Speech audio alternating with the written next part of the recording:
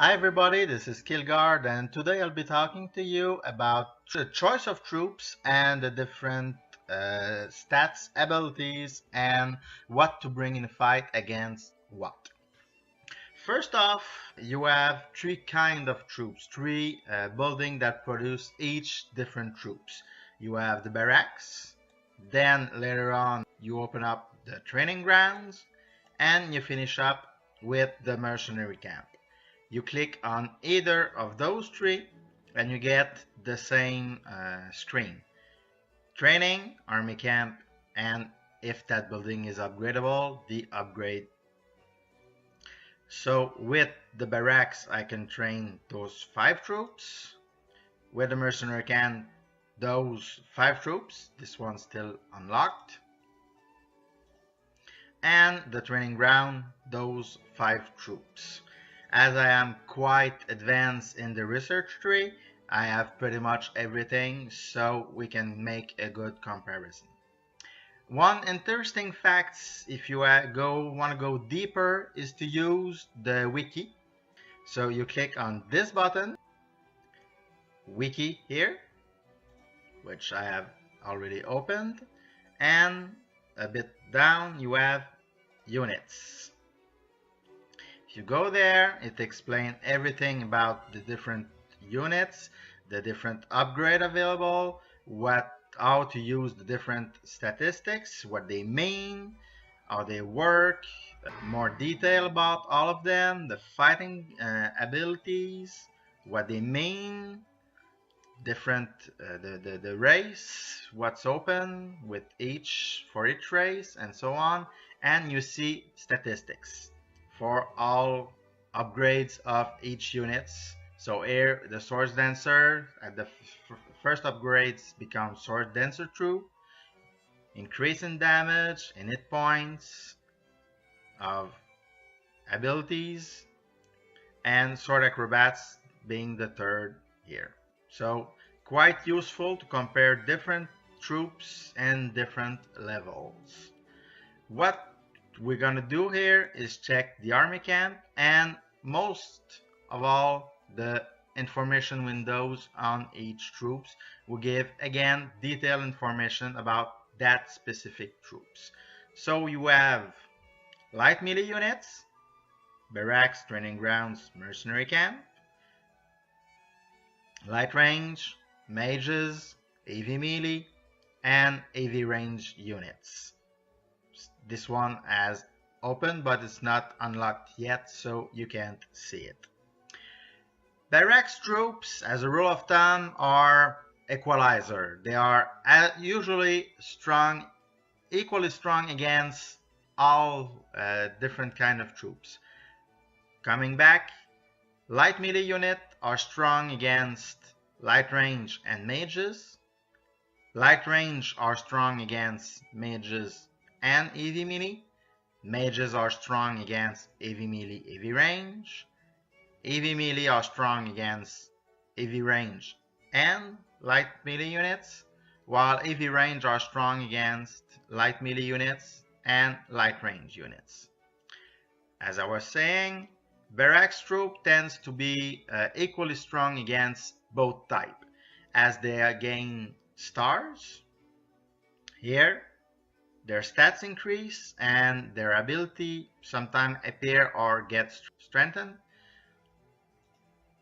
So you see 4-4, 4-4, 4-4, 4-4, 4 sword, 4 sword. The swords are used to give you a quick evaluation of how strong it is against that troop type. So 3 stars being less effective than 4 or 5 swords. If I go against mages and light range units, sword acrobats are great. But if I check the Sinister Cerebrus, I see that it is stronger against mages and less strong against light range units. So this unit is a mage killer, while the other troops, the other light melee units, is stronger against light range than against mages. So if you face fights with both mages and light range units, you'll be better served with sword acrobats who are strong against both. But if you face only mages and no light range units, use the dogs as mage killers and other troops to deal with other enemies. Same with the drone rider, with strongest against light melee units than against mages. So that's it. Barracks are even. Training groups and mercenary camp are stronger against one, but less strong against the other. It's not always the first one or the second one, it differ, but it gives you a good idea how does it works. Also, a good thing you have to check out is range and movement range. As you see here, my sword acrobats has a movement range of 3, and an attack range of 1, meaning that they must be adjacent to the enemy to hit it. The dogs on the other side have a movement range of 7 and an attack range of 1, meaning they can go farther on the battlefield to hit the enemy. They have, however, less hit points and pretty much the same damage. They also each have up to the 3rd star. They have at least 1 special ability, most of the time 2, which you can check also to see what you want to use. Ranged units have different characteristic also. So if I check the Bard Sorceress, a move of 4, a range of 3. So close, pretty much close range, while the Blossom Mages have a move of 2 and a range of 5.